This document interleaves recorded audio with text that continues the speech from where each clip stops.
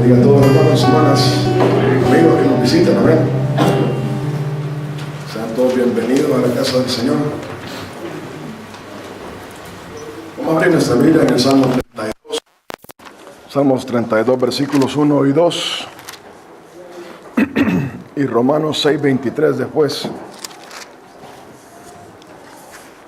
¿Lo tenemos? Esa es la palabra del Señor. Bienaventurado aquel cuya transgresión ha sido perdonada y cubierto su pecado.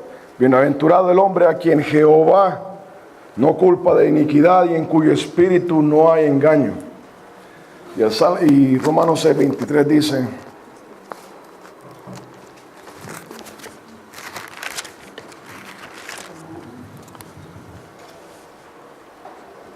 porque la paga del pecado es muerte, mas la dádiva de Dios es vida eterna en Cristo Jesús, Señor nuestro. Amén. Padre Santo, Señor, te pedimos que seas tú derramando bendición sobre tu iglesia, Padre. Hemos querido alabar, queremos bendecir tu nombre, Señor. Queremos sentir la presencia de tu Espíritu en medio de nosotros, Padre Santo, Señor. Derrama bendición sobre tu iglesia, Padre, sanidad, vida eterna, Señor. En el nombre de Jesús, fortalece estos huesos, Señor, estos cuerpos, Padre Santo, en el nombre del Señor Jesús. Dios mío, perdona todo pecado en medio de tu pueblo, Señor, por la sangre del Señor Jesucristo. Señor, guía a tu pueblo, Señor, a través de tu Espíritu, Señor. Amén y amén. Amén. Hoy vamos a hablar de la realidad del pecado del hombre y su paga, un evangelio completo. La realidad del pecado del hombre y su paga, un evangelio completo. En el Salmos 32 dice: bienaventurado aquella persona cuya transgresión ha sido perdonada y cubierto su pecado. Bienaventurado el hombre a quien Jehová, Dios, no culpa de iniquidad y en cuyo espíritu no hay engaño. Entonces, aquí David llega a una conclusión. Y es a partir de Romanos 6, 23. La paga del pecado es muerte. Hermano, hermana, amigo, amiga, hay una realidad, y es que usted y yo hemos pecado contra Dios. Usted y yo nos hemos quedado cortos de la justicia de Dios. Usted y yo y todo hombre va camino al infierno. Esa es la realidad del hombre. Hay una realidad, y es de que el hombre ha pecado contra Dios. Y David llega a esa conclusión, dice: bienaventurado el hombre cuya transgresión ha sido perdonada. Eso suena fácil de leer, pero es difícil que un hombre llegue a esa conclusión. Usted sabe que la mayoría de hombres no llegan a esa conclusión hasta que ya están a punto de morir. Y eso es lamentable. El estado de ese hombre es lamentable. Que un hombre no se dé cuenta de su estado. Estamos hablando de la realidad del pecado del hombre y su paga. Un evangelio completo. Hoy en día, el hombre, la sociedad dice: no, el hombre comete errores.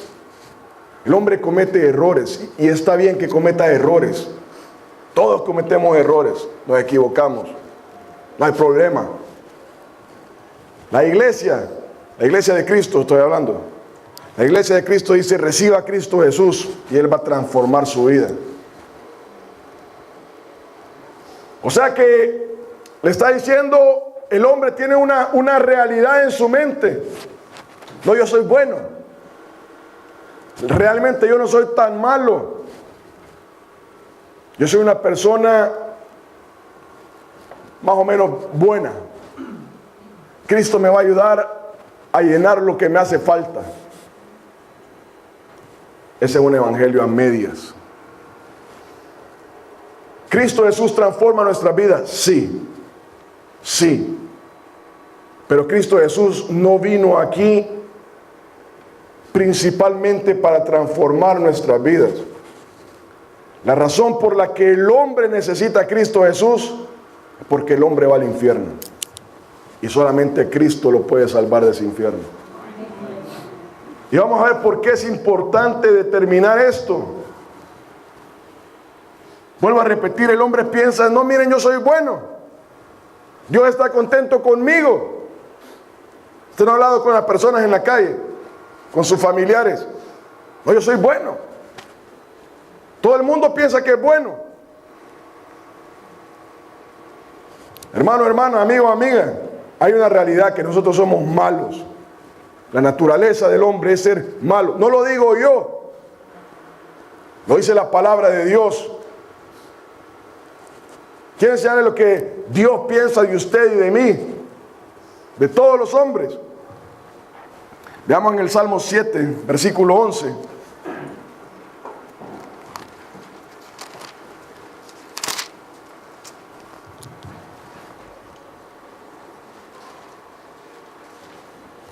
Ahí hay dos partes en este versículo. Dice, Dios es juez justo. Está hablando que Dios es un juez. O sea que va a juzgar a la persona. Dios es juez. Y es un juez justo. Usted y yo no somos justos. Dios es justo.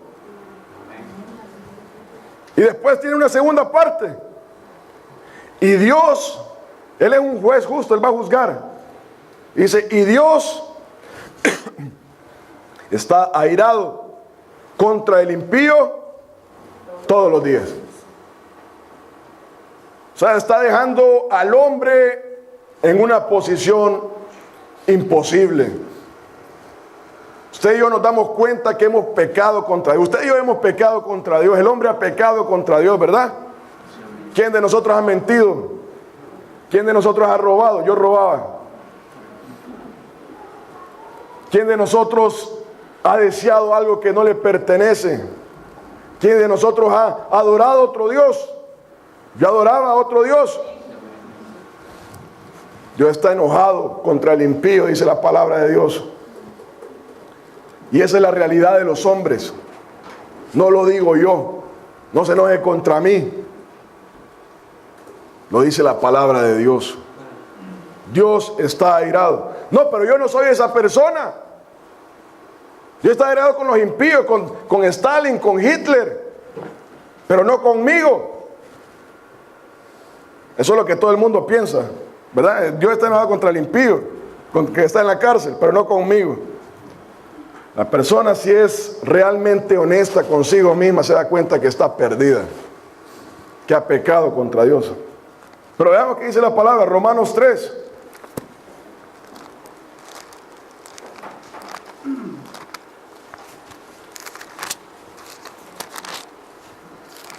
Versículos del 9 en adelante.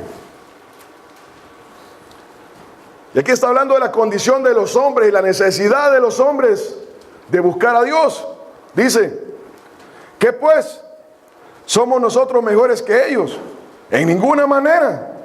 Pues ya hemos acusado a judíos y a gentiles, o sea, nosotros los que no somos judíos. ¿Qué dice? Que todos están bajo pecado. Eso es lo que dice la palabra de Dios de usted y de mí y de todos los hombres. Usted y yo estamos bajo pecado. No lo digo yo. Eso es lo que dice la palabra de Dios de usted y de mí y de todos los hombres. Que todos están bajo pecado. Y dice, como está escrito, no hay justo ni aún uno. Usted y yo no somos justos. Quitémonos eso de la cabeza. Los hombres no son justos, dice la palabra de Dios. No hay quien entienda. No hay quien busque a Dios.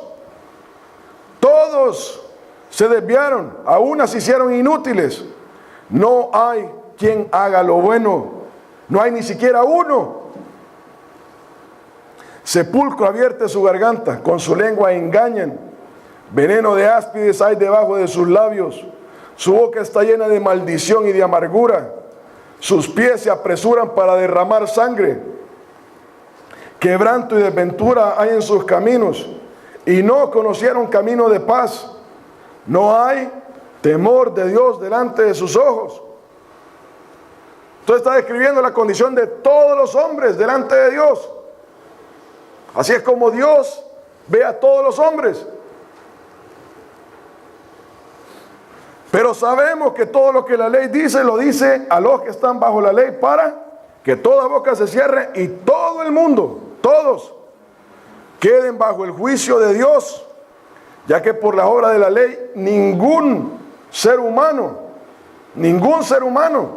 será justificado delante de Él. Ahí es clara la palabra. Está diciendo que delante de Dios usted y yo no somos nada. Estamos perdidos, totalmente perdidos. Vamos camino al infierno de cabeza. Eso es lo que dice la palabra de Dios. ¿Por qué es importante esto? Porque la persona tiene que saber la verdad para que pueda hacer una decisión consciente, una decisión seria, para que no tenga excusa delante de Dios. Cristo va a transformar nuestra vida, sí. Pero lo que usted y yo primero tenemos que saber es que estamos perdidos, que vamos al infierno, que delante de Dios estamos totalmente culpables. Y eso es lo que toda persona en este mundo tiene que saber. Tiene que darse cuenta de su posición delante de Dios. Él es un juez que va a juzgar a todos los hombres, a todas las mujeres. Y estamos perdidos delante de Dios. Es importante que usted y yo sepamos esto. ¿Por qué? Eclesiastés 5, del 1 al 7.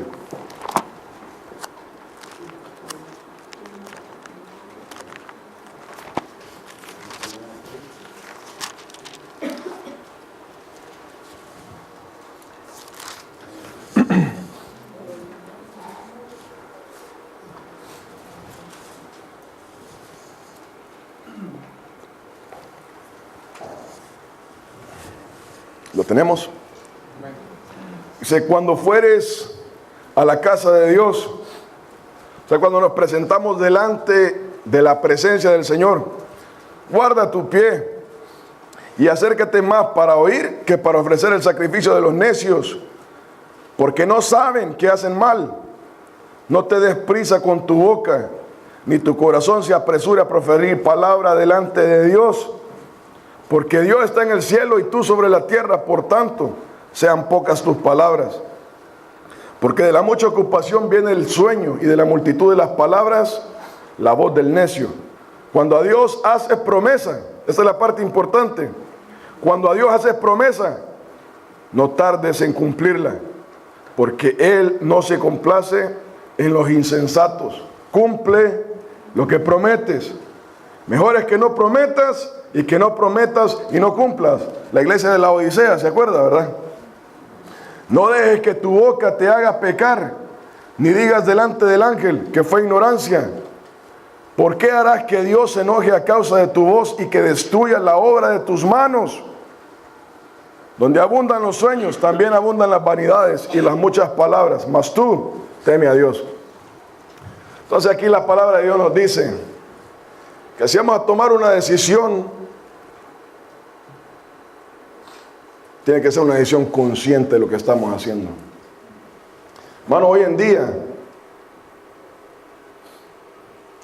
la iglesia se ha encargado, la iglesia de Cristo estoy hablando, la iglesia de Cristo se ha encargado de decir, venga Cristo, y Cristo va a transformar su vida. Eso es verdad, pero eso viene en un segundo, tercer plano. La razón por la que usted y yo tenemos que venir a Cristo Jesús es porque sin Él estamos perdidos. Y eso es necesario que usted lo sepa, y vamos a ver por qué. Hermano, hermana, amigo, amiga,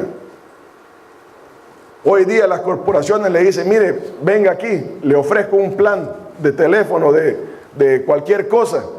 Y le dice, este es el precio que le vamos a cobrar. Y ahí abajo le ponen un puño de letras pequeñas, que nadie las lee. Esas letras, lo que están haciendo es meternos un puñal en el costado. La persona está tomando una decisión sin saber. Está tomando una decisión a medias. No, pero yo te lo puse en el contrato. Bueno, yo nunca lo leí. Entonces de ahí todo el mundo se quiere salir. Cuando se da cuenta de la realidad de lo que firmó. Y eso mismo pasa en Cristo Jesús. Porque la iglesia no presenta al Cristo real, al evangelio completo. Tenemos que darnos cuenta que estamos perdidos sin Dios. Hermano, solamente la persona que hace una decisión consciente de lo que está haciendo, esa persona va a perseverar. La persona que no hace una decisión consciente se va a alejar de Cristo. Lo vamos a ver. Entonces, ahí en Eclesiastés veíamos que Dios dice, si me van a decir algo, cumplan. Si no van a cumplir, no digan nada. Eso es lo que estábamos leyendo ahí en Eclesiastés. Entonces, ¿sabe qué pasa? Que cuando las personas le dicen, venga Cristo, Cristo va a transformar su vida. Pero de ahí hay un precio que pagar. Hasta después se da cuenta la persona. No, yo estaba bien sin Cristo. Porque Cristo solo iba a transformar su vida. Entonces le dice, Dios, gracias, pero yo estoy bien. Porque esa parte que me ibas a transformar realmente no es muy importante. Porque yo me siento bien así como estoy. O sea, se regresa porque realmente no sabía lo que estaba haciendo.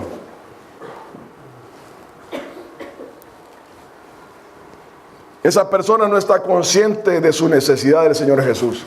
Estaba tomando una decisión a medias. Se le había presentado un evangelio incompleto.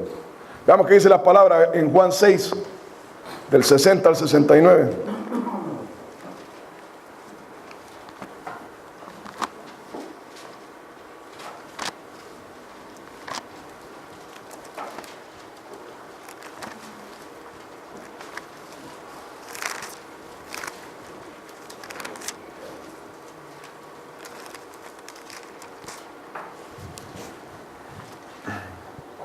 ¿Lo tenemos? Juan 6, del 60 al 69. Dice, al oírla, la palabra, al oírlas, muchos de sus discípulos dijeron, dura es esta palabra, ¿quién la puede oír? Sabiendo Jesús en sí mismo que sus discípulos murmuraban de esto, eran sus discípulos, no era la gente, murmuraban de esto, les dijo, esto os ofende. Pues qué si vieres al Hijo del Hombre subir a donde estaba primero. El Espíritu es el que da vida, la carne para nada aprovecha. Las palabras que yo os he hablado son espíritu y son vida.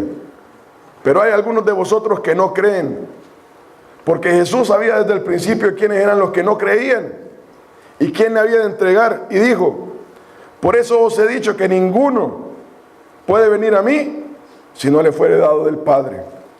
Desde entonces, muchos de sus discípulos, ¿qué dice?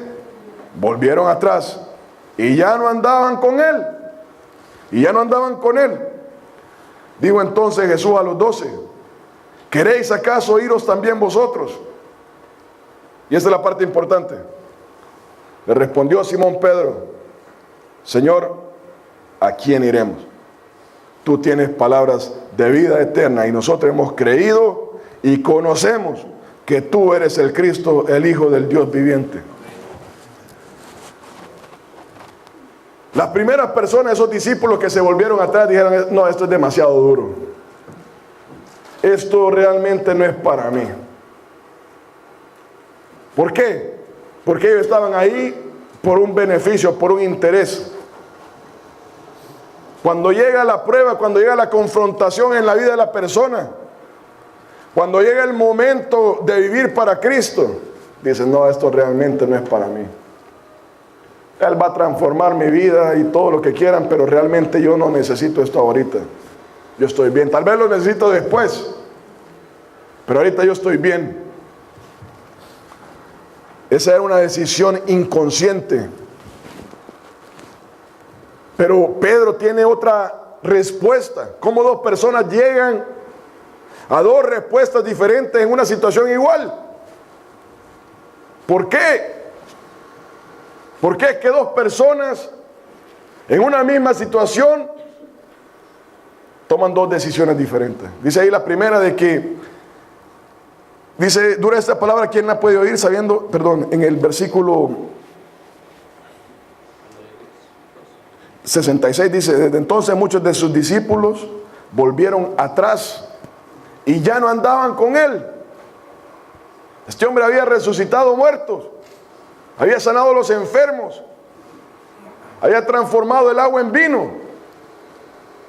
Usted y yo hoy en día podemos decir, no se necesita ser un científico, un inteligente para darse cuenta que él era Dios.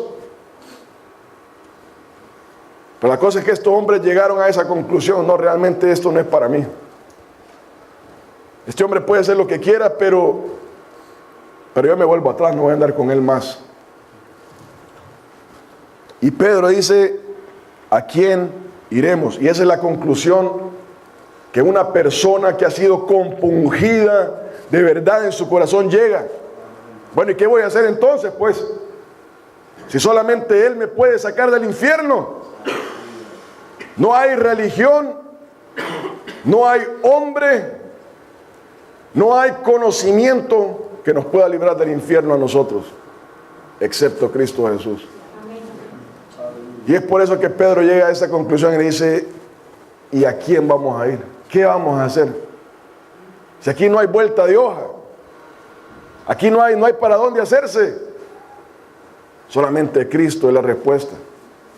Dice, no, Señor, si nosotros conocemos, creemos que tú eres el Hijo del Dios vivo.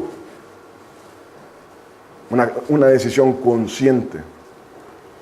No, yo sé lo que está pasando aquí. Y por eso no me puedo apartar. Pero eso no es fácil de llegar a esa conclusión.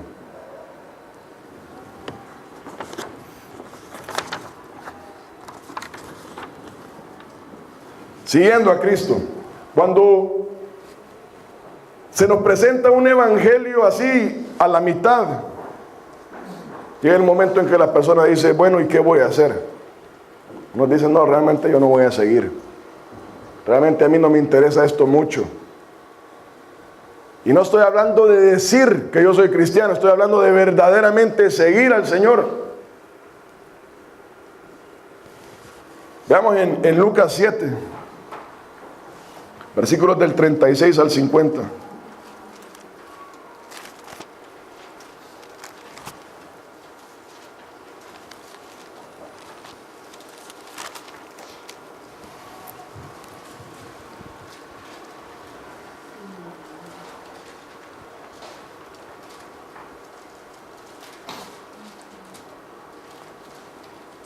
En Sofonías 1, vamos a leerlo ahí, Lucas, pero en Sofonías 1, dice la palabra de Dios, el día de la ira de Jehová.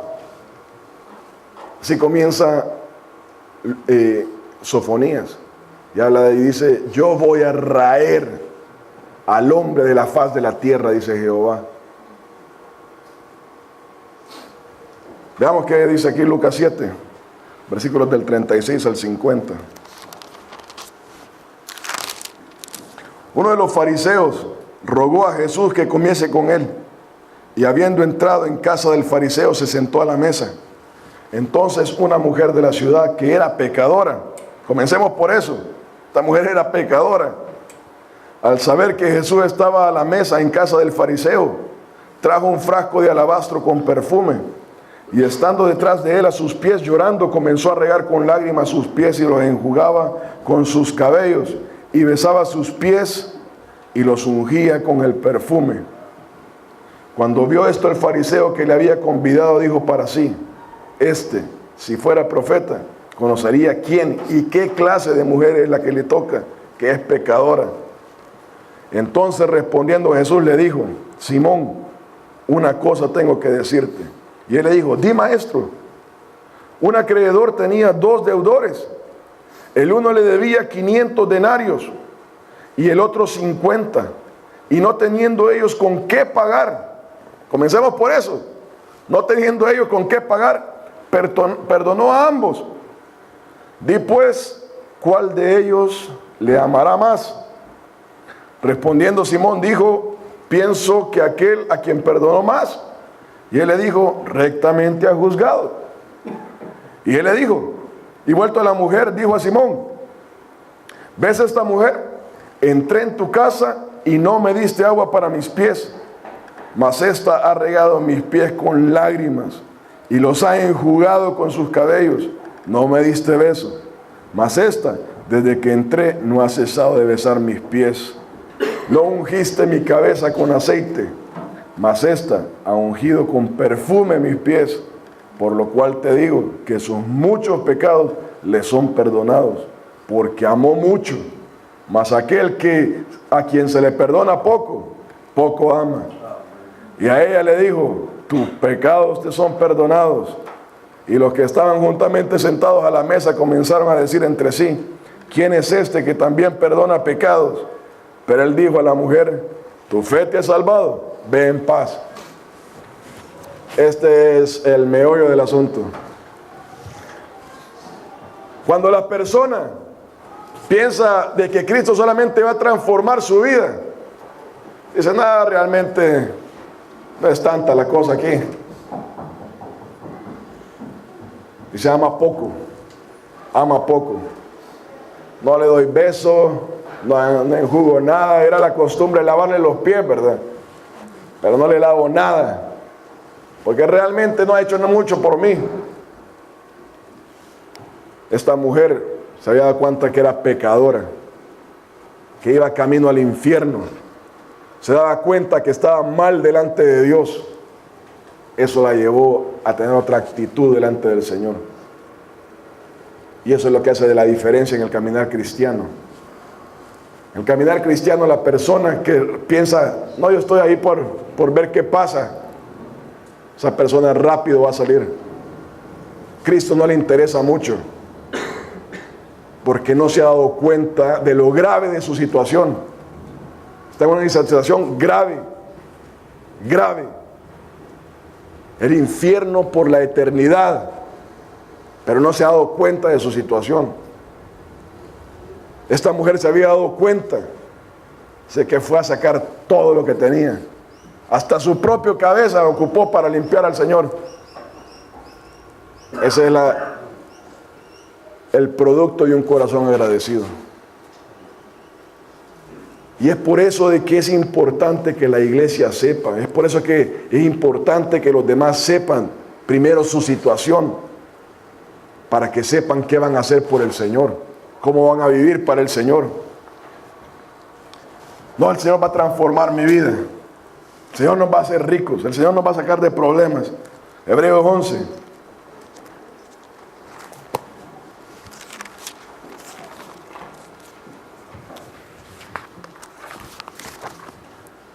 Versículos del 32 al 39.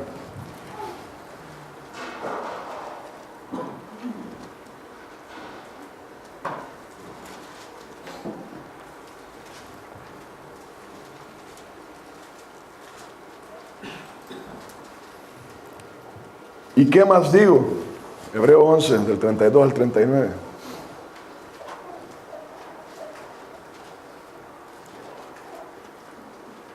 ¿Y qué más digo? Porque el tiempo me faltaría contando de Gedeón y de Barak, de Sansón, de Jefté, de David, así como de Samuel y de los profetas.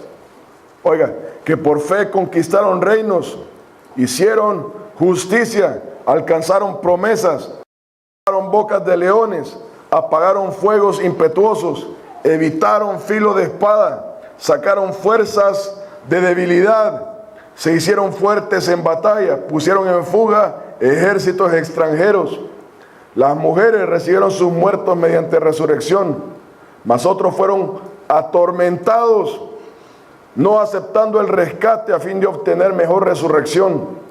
Otros experimentaron vituperios y azotes Y más de esto, prisiones y cárceles.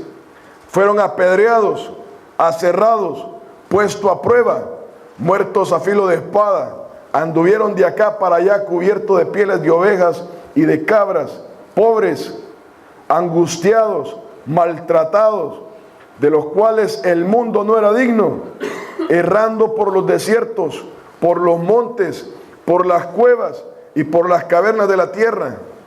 Y todos estos, aunque alcanzaron buen testimonio mediante la fe, oiga, no recibieron lo prometido, proveyendo Dios alguna cosa mejor para nosotros, para que no fuesen ellos perfeccionados aparte de nosotros.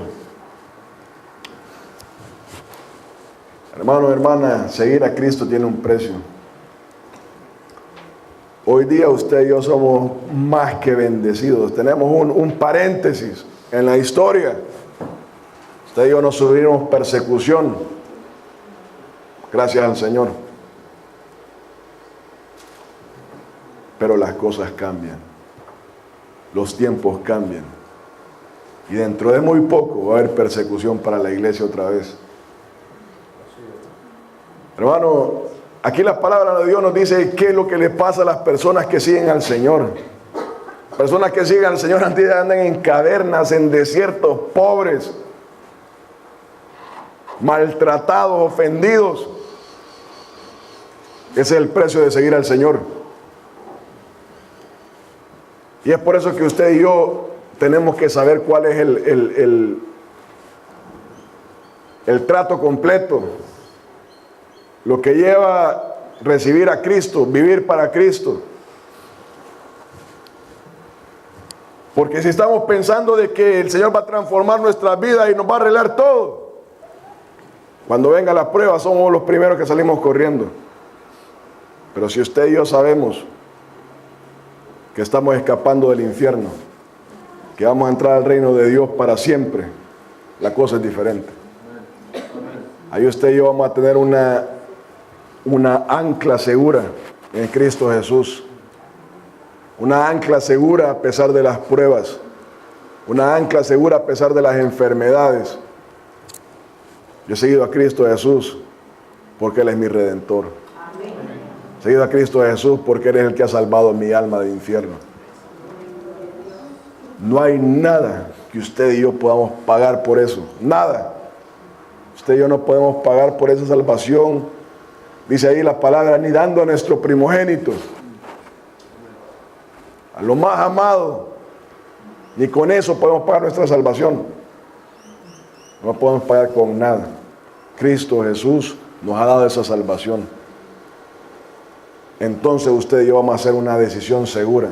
Cuando venga la prueba, con la ayuda de Dios vamos a salir adelante, pero no vamos a volver atrás. Porque no se trata de que Cristo va a transformar mi vida, se trata de que Cristo ha salvado mi alma. Vamos a leer un último verso, un último versículo ahí en Gálatas 3, perdón.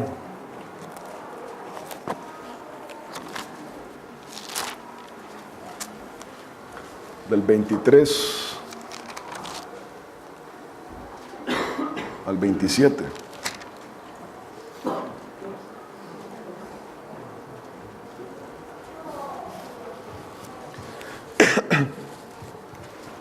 Dice, pero antes que viniese la fe en Cristo, estábamos confinados, presos, bajo la ley, encerrados para aquella fe que iba a ser revelada. De manera que la ley ha sido nuestro ayo, lo que nos ha llevado para llevarnos a Cristo, a fin de que fuésemos justificados por la fe. Pero venida la fe ya no estamos bajo ayo, pues todos sois hijos de Dios por la fe en Cristo Jesús. Los hombres no son hijos de Dios. Los que están en Cristo Jesús son hijos de Dios. Pues vosotros, pues todos sois hijos de Dios por la fe en Cristo Jesús, porque todos los que habéis sido bautizados en Cristo, de Cristo estáis revestidos. Ya no hay judío ni griego, no hay esclavo ni libre, no hay varón ni mujer, porque todos vosotros sois uno en Cristo Jesús. Amén. Entonces nos está diciendo la palabra de que la ley, por medio de la ley nos hemos dado cuenta que estamos mal delante de Dios. La ley nos dice no hay que robar. La ley nos dice que no hay que mentir, no hay que adulterar, no hay que adorar a otro Dios, no hay que jurar por el nombre de Dios, no hay que adorar ninguna imagen. Y la hemos quebrantado toda. La ley nos ha dicho de que somos culpables delante de Dios. Del momento en que usted y yo quebrantamos la ley, somos culpables. Voy a contar una experiencia. Cuando yo tenía 15 años, 14, 15 años, yo vivía en Estados Unidos. Ahí yo me andaba robando unas tarjetas de béisbol en los almacenes. Y un día sentí unas esposas. Cuando uno siente las esposas, uno se da cuenta que está en problemas. Me esposaron. Ahí yo me di cuenta, estoy en problemas. Mientras estaba llevando las tarjetas, no había ningún problema. La vida era color de rosa. Cuando sentí las esposas, yo dije, estoy en problemas. He roto la ley y estoy en problemas. Problemas serios. Mi mamá me fue a traer ahí de la Watch House. Y ahí llorando, ella y yo, ¿verdad? Me di cuenta que había hecho mal, que había quebrantado la ley, que podía terminar en prisión. Y no es hasta que uno le tocan las esposas que uno dice, me pasé, estoy mal, estoy en problemas. La ley me apuntó a mi problema. La ley me hizo ver que había quebrantado las reglas de la sociedad. Y las esposas me hicieron ver que estaba perdido, que tenía que pagar un precio por eso. Y lo pagué. La ley es lo mismo. La ley nos hace ver que hemos pecado contra Dios. No hemos sufrido la consecuencia todavía, pero la ley nos ha enseñado que usted y yo hemos pecado contra Dios. Mis hijos tienen 10 y 8 años. Los niños han pecado contra Dios. Esos niños tienen que recibir a Cristo Jesús.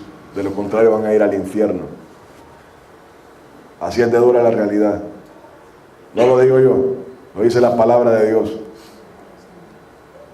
Ellos tienen que recibir a Cristo Jesús como el Señor y Salvador de sus vidas, para que los libre del infierno. La ley tiene un precio. La paga del pecado es muerte. Eso es lo que dice la palabra de Dios. Y termina ahí diciendo, de manera que la ley ha sido nuestro ayo para llevarnos a Cristo. Nos damos cuenta que no podemos pagarlo. Decía ahí en la parte anterior, no teníamos con qué pagarlo, a fin de que fuésemos justificados por la fe. Pero venida la fe, ya no estamos bajo ayo, pues todos sois hijos de Dios por la fe en Cristo Jesús. Porque todos los que habéis sido bautizados en Cristo, de Cristo estáis revestidos. Usted y yo tenemos que darnos cuenta que venimos a Cristo Jesús para salvarnos del infierno. Él va a transformar nuestra vida. Hablamos de eso muchas veces aquí en la iglesia. Pero lo principal, la razón por la cual usted y yo recibimos a Cristo Jesús, es para que nos salve del infierno. Amén. Amén. Que el Señor nos bendiga. La pregunta es, ¿quién es Cristo para nosotros? Pongámonos de pie, vamos a orar.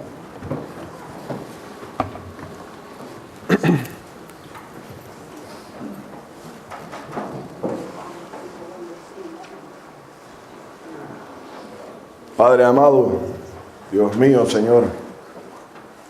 Señor, hemos escudriñado tu palabra. Solamente tú, Señor, tienes lo que se necesita para compungir nuestros corazones, Señor. Dios mío, solamente tu Espíritu, Señor, puede redarguirnos de tal manera que obedezcamos, Señor. Queremos Señor, queremos abrir nuestro corazón a ti, Señor, ayúdanos. Dios mío, cualquier persona que esté aquí que no haya recibido a Cristo Jesús, Señor, toca su corazón, Señor. Que se dé cuenta de su estado delante de ti, Padre. Solamente tú, Señor, le puedes confirmar esta palabra, Señor. Dios mío, te pedimos, Señor, por tu misericordia, Señor, que actúes en los corazones de todos aquellos que han oído esta palabra. En el nombre de Jesús de Nazaret, Señor. Que reciban a Cristo como el Señor y Salvador de sus vidas, como el único sacrificio por el pecado, Señor. Bendice, Señor, a tu pueblo, Señor. Bendice a toda persona que haya oído esta palabra, Padre. Señor, tócanos, Señor, en el nombre de Jesús de Nazaret, Señor. Amén. Padre, así te pedimos por la comida que vamos a comer hoy día, Señor. Que seas tú bendiciéndola, santificándola, Padre. Te damos las gracias por todo lo que nos da, Señor. Bendice a tu pueblo, Señor. Sana toda enfermedad en el nombre de Jesús, Señor. Toda carga que tu pueblo haya traído, Señor, la ponemos delante de ti, Señor. Señor, en Cristo Jesús, Señor, somos más que vencedores. La palabra dice que vengamos a ti, Señor.